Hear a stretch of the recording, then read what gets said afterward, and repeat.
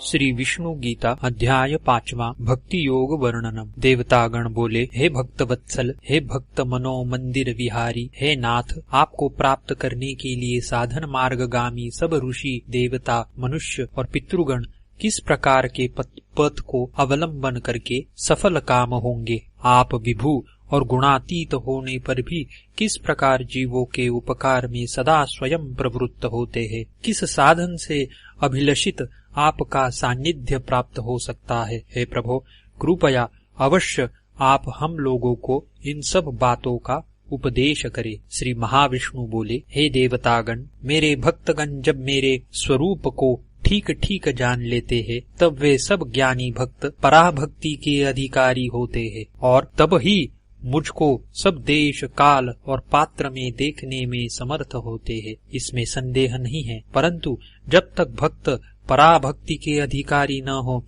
तब तक मेरे सगुण स्वरूप की ही उपासना करते हुए निष्पाप होकर सदा कृतकृत्यता लाभ करते हैं। हे देवतागण, मेरी रागात्मिका भक्ति के अधिकारी भक्त प्रायः मेरे लीलामय अवतारों की विविध लीलाओं में आसक्त होकर मेरे लीलामय विग्रह की उपासना करके मुझको निश्चय प्राप्त करते हैं। मेरे निर्गुण रूप, मेरे सगुण रूप और मेरे लीलामय विग्रह सब एक ही है। हे देवगण, केवल अधिकार भेद से भक्तों को ही इन मेरे रूपों में तारतम्य दिखाई पड़ता है। हे देवतागण, मैं ही पूर्ण, अंश और आवेश आदि विविध रूपों से समय पर जगत में मायावलंबन से अवतीर्ण होकर भक्तों को भक्ति प्रदान करता हूँ, जिससे वे सदा आनंदित रहते हैं। हे देवतागण, धर्म की निरंतर रक्षा करना मुझको अत्यंत प्रिय है। इसमें किसी प्रकार कुछ भी संदेह या विस्मय नहीं करना। जन्म रहित अविनीश्वर और प्राणी मात्र का ईश्वर होकर मैं अपनी प्रकृति पर अधिष्ठान करके अपनी माया के द्वारा उत्पन्न होता हूँ। हे देवगण, जब धर्म पर ग्लानि और अधर्म का आधिक्य होता है, उसी समय मैं आविर्भूत होता हूँ। साधुओं की रक्षा के लिए, दुष्कर्मकारियों के नाश के लिए और धर्म के संस्थापन के लिए मैं युग युग में अवतार धारण करता हूँ। हे देवगण, जो मेरे इस प्रकार के अलौकिक जन्म और कर्म को यथार्थ रूप से जानता है, वह देह त्याग करके फिर जन्म ग्रहण नहीं करता है और मुझको प्राप्त होता है। अनुराग, भय और क्रोध शून्य एवं मुझमें एकाग्र चित्त मेरे आश्रित और ज्ञान रूपी तप से पवित्र अनेक साधक मेरे भाव को प्राप्त हुए हैं, अर्थात मुक्त हो गए हैं।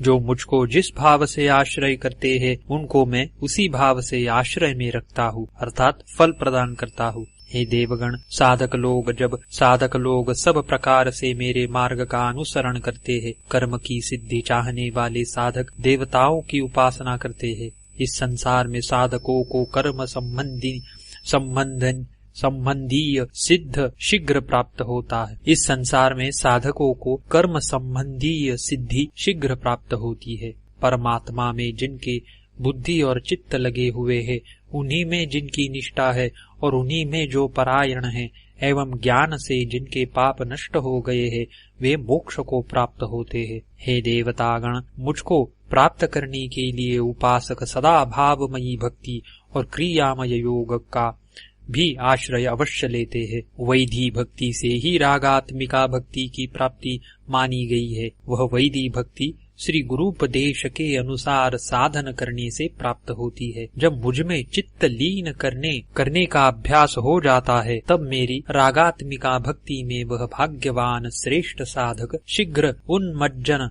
और निमज्जन वार वार करने लगता है। हे देवतागण, यह भक्ति पराभक्ति को उत्पन्न करने वाली है। हे देवगण, मेरी भक्ति उपासना की प्राण रूपा और क्रिया योग शरीर रूप है। हे देव श्रेष्ठो, क्रिया योग के भी अधिकार भेद से 4 भेद है। वे मंत्र, हठ, लय और राज नाम से जाने जाते हैं। गुरु कृपा से ही मेरी प्राप्ति के इन साधनों को साधक निश्चय लाभ करते हैं।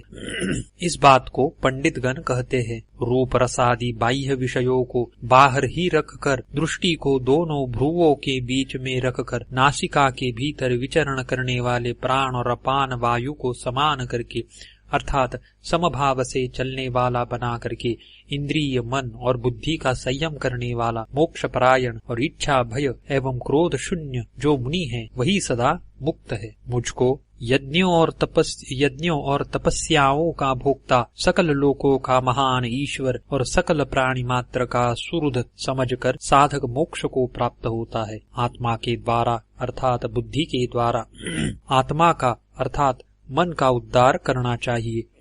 आत्मा को अर्थात मन को नीचे न गिरने दिया जाए, क्योंकि मेरी ओर खिंचा हुआ आत्मा अर्थात मन ही अपना अर्थात साधक का बंधु है, और नीचे की ओर अर्थात इंद्रियादिक में खींचा हुआ आत्मा अर्थात मन ही अपना अर्थात साधक का शत्रु है। जिस उपासक ने अपनी आत्मा अर्थात बुद्धि के द्वारा मन को वशीभूत कर लिया है, उसी की आत्मा अर्थात मन अपना अर्थात उपासक का बंधु है। परंतु अजितेंद्रिय व्यक्ति की आत्मा अर्थात बुद्धि ही शत्रुता में शत्रुवत प्रवृत्त हुआ करती है।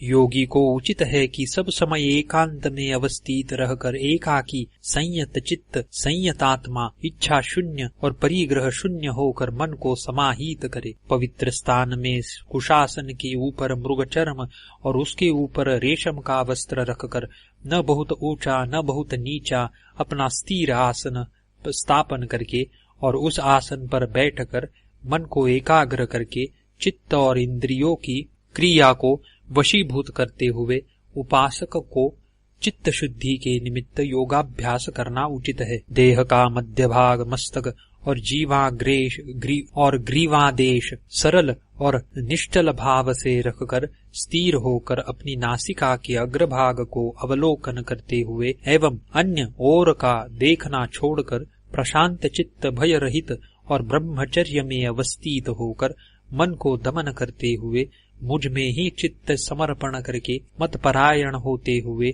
युक्त होकर अवस्थान करना उचित है। उक्त रूप से सदा मन को दमन करने वाला संयत चित्त योगी निर्वाण मुक्ति देने वाली एवं मुझ में रहने वाली शांति को प्राप्त करता है। परंतु हे देवगण, अधिक भोजन करने वाले को योग की प्राप्ति नहीं होती और न निरंतर उपवास करने वाले को ही योग की प्राप्ति होती है। उसी प्रकार बहुत सोने वाले को भी योग की प्राप्ति नहीं होती और न बहुत जागने वाले को ही योग की प्राप्ति होती है। जो साधक नियमित आहार और विहार करते हैं और कर्मों को भी नियमाधीन होकर करते हैं, नियम के साथ निद्रित होते हैं और नियम के साथ जागते हैं, उनका योगाभ्यास दुख का नाश करने वाला होता है। जब चित्त विशेष रूप से संयत होकर आत्मा में ही अवस्थान करता है, तब सब प्रकार की कामनाओं से निस्पृह व्यक्ति युक्त कहलाता है। जैसे वायु रहित स्थान में दीप विचलित नहीं हुआ करता है, आत्मा के उद्देश्य से योग के अभ्यास करने वाले संयत आत्मा योगी के अचंचल चित्त को ऐसा ही समझना चाहिए। जिस अवस्था में योगाभ्यास द्वारा संयत चित्त उपरति को प्राप्त होता है और जिस अवस्था में आत्मज्ञान द्वारा आत्मा को देखते हुए आत्मा में ही उपासक संतुष्ट हो जाता है, वही योगावस्था है। जिस अवस्था विशेष में युक्त व्यक्ति उस अनिर्वचनीय अतीन्द्रिय और केवल बुद्धि से ग्रहण करने योग्य परम सुख का अनुभव करता है और जिस अवस्था में स्थित होने पर ही यथार्थ रूप से वह अविचलित रहता है, उसी अवस्था को योग कहते हैं। जिस अवस्था में अन्य सब अवस्थाओं के लाभ को उस अवस्था से अधिक न समझा जाए और जिस अवस्था में रहने से महा दुख भी विचलित न कर सके, उस अवस्था को योग कहते हैं। जिस अवस्था विशेष में दुख का संपर्क नहीं रहता है, वही अवस्था योग शब्द वाच्य है और निर्भिन्न चित्त से उसी ही योग का अभ्यास करना उचित है। संकल्प से उत्पन्न होने वाली सब इच्छाओं को निशेष रूप से त्याग करके मन के ही द्वारा इंद्रिय गण को सब विषय समूह से विशेष रूप से रोक करके धारणा से वशीभूत की गई बुद्धि द्वारा मन को आत्मा में निश्चल रूप से स्थापन करके क्रमशः उपराम को प्राप्त हो और कोई चिंता न रखे। स्वभाव से चंचल और संयम करने पर भी चलायमान होने वाला मन जिस विषय में धावे उस विषय से उसको खींचकर आत्मा में ही स्थिर करना चाहिए। क्योंकि उक्त प्रकार से रजोगुण से रहित प्रशांत चित्त निष्पाप और ब्रह्म भाव को प्राप्त योगी को परम सुख प्राप्त होता है। इस प्रकार से सदा मन को ब्रह्म में युक्त करता हुआ निष्पाप योगी अनायास ब्रह्म संस्पर्श रूपी सर्वोत्कृष्ट सुख को प्राप्त कर लेता है। योग के द्वारा समाहित चित्त और सर्वत्र समदर्शन करने वाला वह योगी आत्मा को सर्वभूतों में अवस्थित देखता है और सर्वभूतों को आत्मा में देखता है। जो सर्वभूत में अवस्थित मुझको अद्वितीय रूप से आश्रय करके मेरी उपासना करता है, संसार में वर्तमान रहने पर भी वह योगी सर्वथा मुझ में ही अवस्थान करता है। हे देवगण, जो अपनी उपमा से सब भूतों को समान देखता है और सुख दुख को समान देखता है, वह योगी श्रेष्ठ है। यही मेरी सम्मति है। हे देवगण, मन दुर्निग्रह और चंचल है, इसमें संदेह नहीं, किंतु हे देवगण, अभ्यास और वैराग्य द्वारा मन का निग्रह किया जाता है। जिसका चित्त संयत नहीं है, मेरा मत है कि उसके लिए योग दुष्प्राप्य है, किंतु गुरुपदिष्ट उपाय द्वारा संयत चित्त व्यक्ति यदि प्रयत्नशील हो तो योग को प्राप्त कर सकता है। सब योगियों में से भी जो श्रद्धावान व्यक्ति मदगत चित्त से मेरी उपासना करता है, वह अति श्रेष्ठ योगी है। यह मेरा मत है। पापशील विवेकहीन नराधम व्यक्ति माया के द्वारा हत ज्ञान होकर आसुरी भाव को प्राप्त होते हुए मुझको प्राप्त नहीं होते हैं। हे देवगण, आर्त जिज्ञासु अर्थार्थी और ज्ञानी, ये 4 प्रकार के पुण्यात्मा व्यक्ति मेरी उपासना करते हैं। इनमें से ज्ञानी सर्वदा मुझ में निष्ठावान और एकमात्र मुझ में ही भक्ति रखने वाला होने से श्रेष्ठ है, क्योंकि मैं ज्ञानी भक्त का अति प्रिय हूँ और वह भी मेरा प्रिय है। ये सब ही महान है, परंतु ज्ञानी मेरा ही स्वरूप है। यह मेरा मत है, क्योंकि वह ज्ञानी भक्त मुझ में एक चित्त होकर सर्वोत्तम गति स्वरूप मुझको ही आश्रय करता है। बहुत जन्म ग्रहण करने के बाद ज्ञानवान व्यक्ति यह चराचर विश्व ही परमात्म स्वरूप है ऐसा अनुभव करके मुझको प्राप्त होता है। ऐसा महात्मा जगत में दुर्लभ है। सांसारिक अनेक प्रकार की कामनाओं से हत ज्ञान व्यक्ति अनेक प्रकार के नियमों का अवलंबन करके अपनी प्रकृति को नियमित करते हुए ही औरों की यानी देवतादि की उपासना करते रहते हैं। जो भक्त जिस मूर्ति की श्रद्धा पूर्वक उपासना करने की इच्छा करता है, मैं उस भक्त की उस मूर्ति में वैसे ही दृढ़ श्रद्धा विधान करता हूँ। वह भक्त उस श्रद्धा से युक्त होकर उस मूर्ति की आराधना करता है और तदनंतर मेरे ही द्वारा संपादित हितकारी उन सकल कामनाओं को लाभ करता है। परंतु उन क्षुद्र बुद्धि व्यक्तियों का वह फल विनाशशील है, क्योंकि औरों की उपासना करने वाले अन्य लोगों को प्राप्त होते हैं और मेरे भक्त मुझको प्राप्त होते हैं। अल्प बुद्धि व्यक्ति मेरे नित्य सर्वोत्तम और परम स्वरूप को न जानकर मैं अव्यक्त अर्थात मायातीत हूँ तो भी मुझको व्यक्ति भाव को प्राप्त समझते हैं। इस कारण हे देवतागण, सर्वदा मुझको स्मरण करो। मुझ में मन और बुद्धि को अर्पण करने पर निस्संदेह आप लोग मुझको प्राप्त होंगे। अभ्यास योग द्वारा एकाग्र और अनन्यगामी चित्त से चिंता करते करते साधक दिव्य परम पुरुष को प्राप्त होता है। कवि यानी सर्वज्ञ, पुराण यानी अनादि, अनुशासिता यानी नियंता, सूक्ष्म से भी सूक्ष्मतम, सबका पालन करने वाला, अचिंत्य रूप, प्रकृति से परे, सूर्य के समान वर्ण वाले पुरुष का शरीर त्याग के समय भक्ति युक्त होकर स्थिर चित्त से योग बल द्वारा भ्रू युगल के मध्य में प्राण वायु को भली भांति स्थिर करके जो ध्यान करता है, वह उस दिव्य परमात्मा स्वरूप पुरुष को प्राप्त होता है। ब्रह्मज्ञ गण जिसको अक्षर कहते हैं, वीतराग यति गण जिसमें प्रवेश करते हैं और जिसको जानने की इच्छा करके साधक ब्रह्मचर्य व्रत धारण करते हैं, मैं आप लोगों को वह पद संक्षेप से कहता हूँ। सब इंद्रियों को उनके विषयों से प्रत्याहरण करके मन को हृदय में स्थिर करके और मूर्धा अर्थात सहस्त्रार में अपने प्राण को रखकर योग धारणा में स्थिर होता हुआ और ओम इस एकाक्षर ब्रह्म स्वरूप मंत्र को उच्चारण करता हुआ मुझको स्मरण करके स्थूल देह को त्याग करके जाता है, वह परम गति रूपी मुक्ति पद को प्राप्त होता है।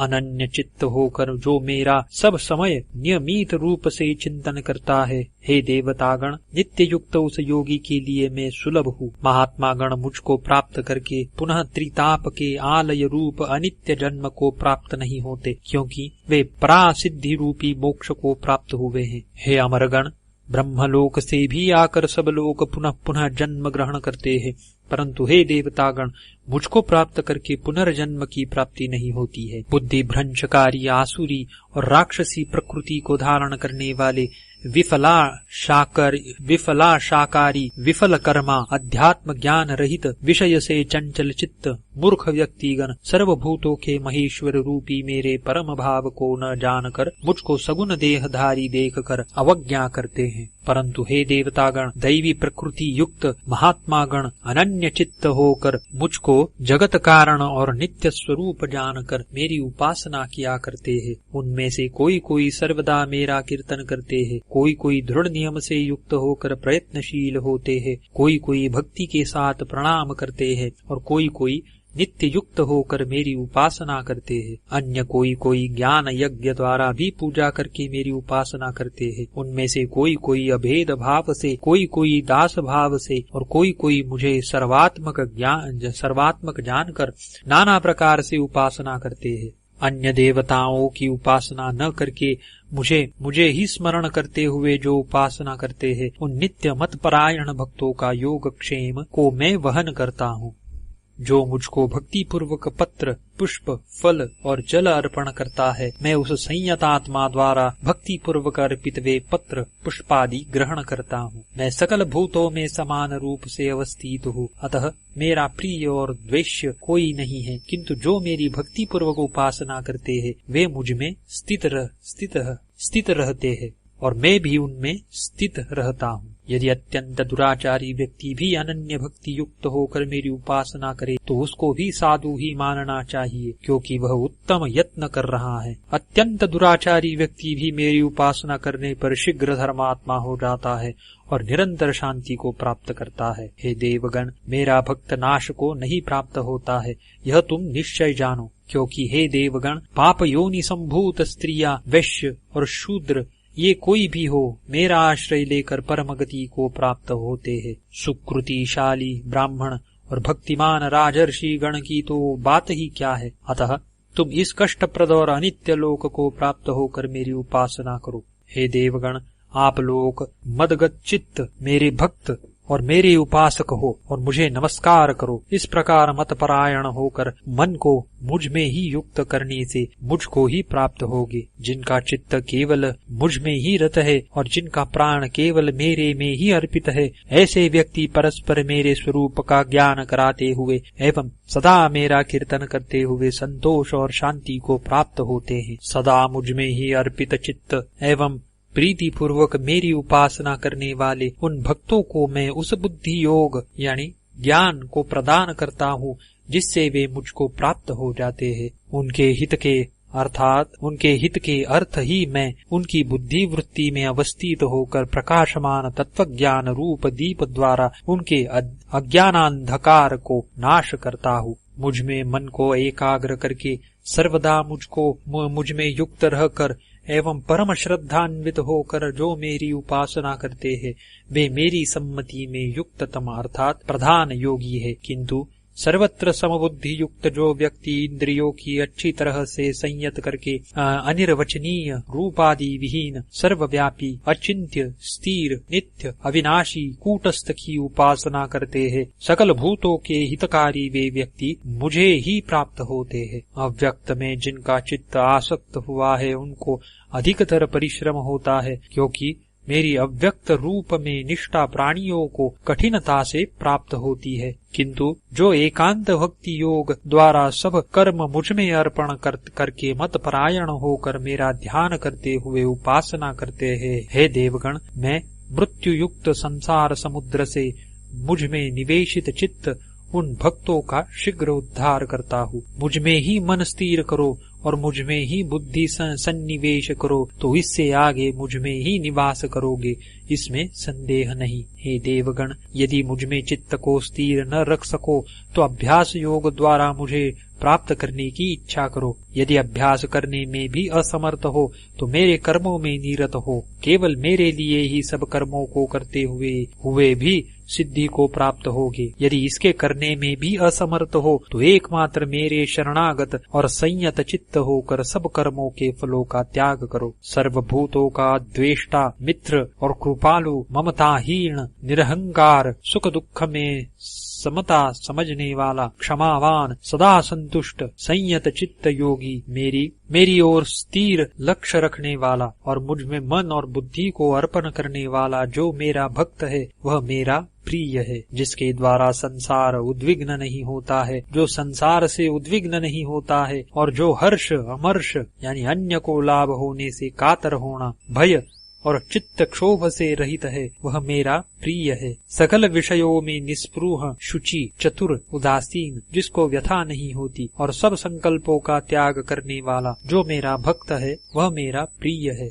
जो प्रसन्न नहीं होता है, द्वेष नहीं करता है, शोक नहीं करता है, आकांक्षा नहीं करता है, पाप पुण्यों का परित्याग करने वाला है और मुझ में भक्तिमान है, वह मेरा प्रिय है। जो शत्रु और मित्र में एवं मान और अपमान में एक रूप रहता है, शीत उष्ण और सुख दुखों में विकारहीन है, निस्संग है, निंदा और प्रशंसा में समभावापन्न है, मौनी यानी मन को दमन करने वाला है, जो कुछ मिल जाए उससे संतुष्ट है,